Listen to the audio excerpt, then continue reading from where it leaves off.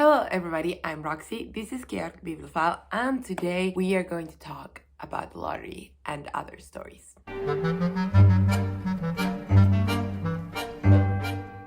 This was our pick. Why do I say our as if it's a collective endeavor? It was the book I picked for the low-key overdue book club. A lot of people were very excited. I'm very excited to see what y'all think, but I personally loved the book in general. There were some stories that I found less memorable, of course. With such a thick collection, it is bound to happen. It is not uncommon, and I don't think it's a fault at all. I do think it is a collection that is better enjoyed not through like the longest period of time. I still think it benefits from almost continuous reading. So maybe a story a day is a great idea for this one because there's still a running theme. And if you see the index, it's organized in sections and each section has its own epigraph. Now, I didn't do a story a day per se, and sometimes I got really carried away and did like 3 or 4, and then I was saturated. I was like, no, I need to take a break. That's just how I roll. These stories are all very eerie.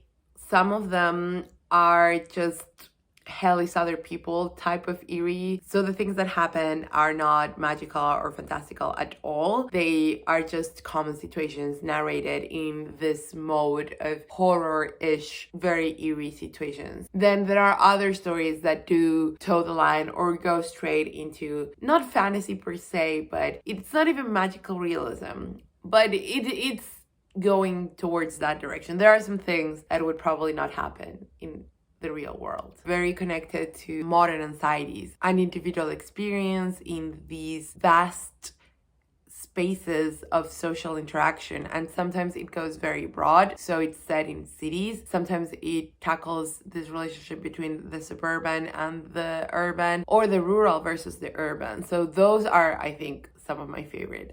But there are also a bunch of stories that take place in domestic spaces, and those are also very fascinating. These neuroses that sometimes are justified and sometimes aren't, and all her fears and anxieties through other people, of course, but also sometimes people who are very similar to herself in terms of the situation she was living in, the settings she was living in, the spaces she was inhabiting. Clearly, she was in a way putting herself out there and processing stuff through her writing, which I think is awesome, that the result was also so good. Writing-wise, this is impeccable. She uses somewhat sparse language, but there's definitely a key of fairy tale telling, but you know, OG Sinister One. Her husband was into myth and ideas of the collective unconscious and all that sort of psychoanalytic kind of mystical research that emerged in the 50s and 60s, specifically I think in the United States. I'm not so sure about other places, but yeah, so that's what her husband did, and that also sort of influenced her just tonally, I would say. Again,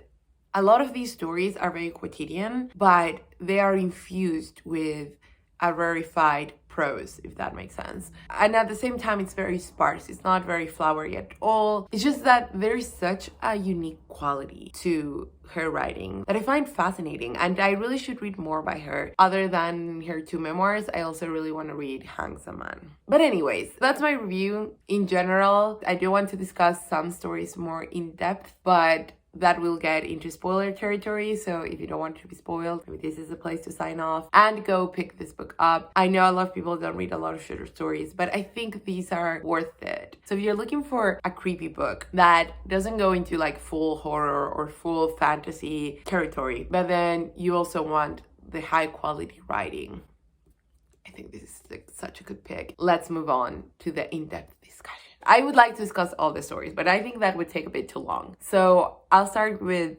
some of them, and then if you want to discuss other stories in the comments, please feel free to do so. The Intoxicated, which is the first story, I was so interested in that one because the idea of encountering this eerily mature child that seemingly knows too much and is wise beyond their years, but in a creepy way. It's not like, oh, you're so smart. And it's almost spooky and intimidating, even to their own parents. I thought that was like so well done, especially in the setting of the party and having a stranger be the one to encounter the child. And then the reaction of the parent, like, yeah, that that kid is freaky, man. I just thought it was very effective, but it also called my attention that it seems to be a recurring theme with her. There are other stories also that deal with children, and of course she was very ambivalent towards ideas of motherhood, although she did dedicate so much of herself to her children. It also links to We Have Always Lived in the Castle, which doesn't really have a child narrator if you are talking age, but it almost feels like it because of the tone. If you've read that,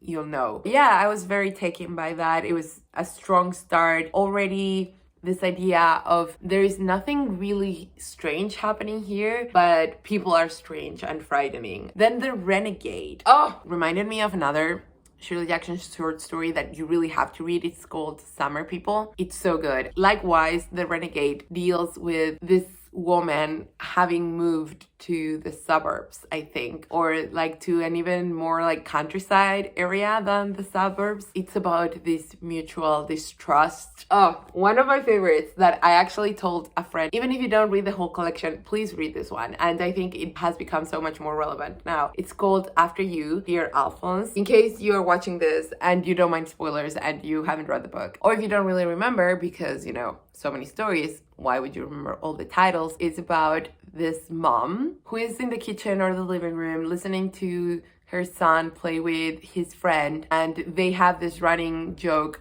where you say, after you, my dear Alphonse. And that's where the story gets the title. I wonder if that's a reference to something specific. I am not sure. I don't have enough context. If anyone knows, please let me know. Or is it just like a common game? But I think it references this sort of mocking formal games children play sometimes. The son enters, hey, come my friend, come and have cookies with us. Or like dinner, you know, snacks, refreshments.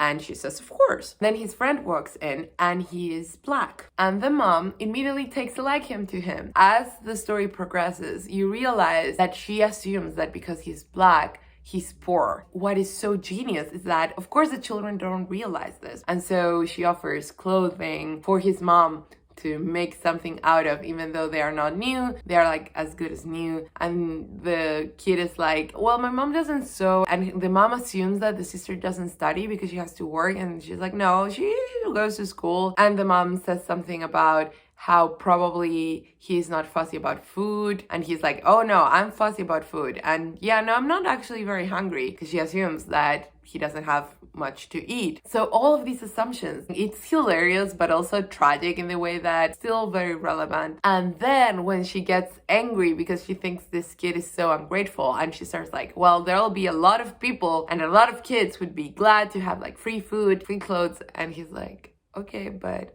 if we need something, we can just like go buy it. I think it should be read more. That's it. Another story that I thought it was a bit more predictable, especially if you understand what Shirley Jackson's doing already, but also has to do with this idea of the creepy child, was Charles. Basically, my pitch for this is that if you liked We Need to Talk About Kevin, you need to read Charles. Oh, A Fine Old Firm, which is a prime example of a story where nothing is seemingly happening. There's nothing eerie about it, really. But you get so uncomfortable because of the situation and these women bragging about their husbands, the personal politics going on, saying, and again, that stories like these coexist with the more esoteric stories and balance each other so well, and neither feels out of place, I think is remarkable. 7 Times of Ambiguity, class consciousness all the way. Oh my god, I was heartbroken by that story. And again, simple situation, seemingly not much happens, but then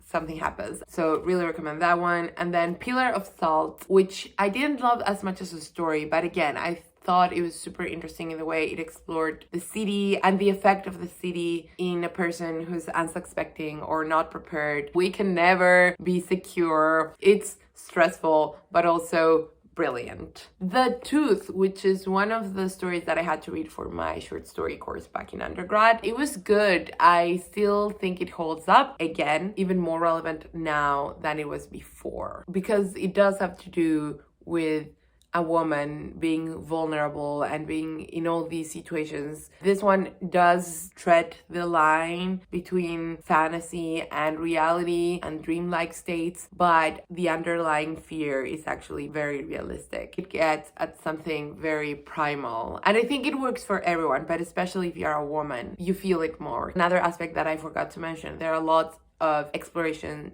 of gender in here. And then finally the lottery, which, I mean, that plot twist. I don't even want to say it in case someone was like, I don't care about spoilers, I'll watch the video anyways. But just like go read it if you haven't. And yeah, it's so genius the way it's constructed, because everything is related so normally, and like, yeah, this is something we do. It's something that is even tedious, and then when you get to the something, I studied this story for uni actually several times, and the final one was so good because we talked about American Gothic and this almost purge-like impulse, but it's also just like such a good story. It's so enjoyable, it's so tense, and the ending, oh my god, clearly I love this book. I love that I read it. I am going to revisit it many times. That said, I don't know if I'll ever reread it cover to cover. I'll have to give that a thought, but I'll definitely revisit a lot of the stories soon even. That was The Lottery and Other Stories by Shirley Jackson. Here, blurred by Neil Gaiman, who says,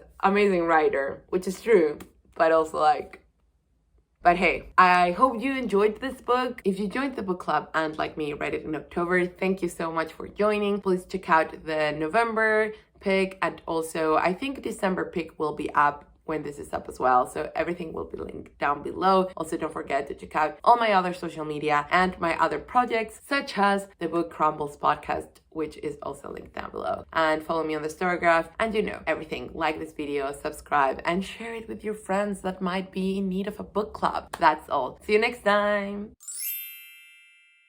So that was oh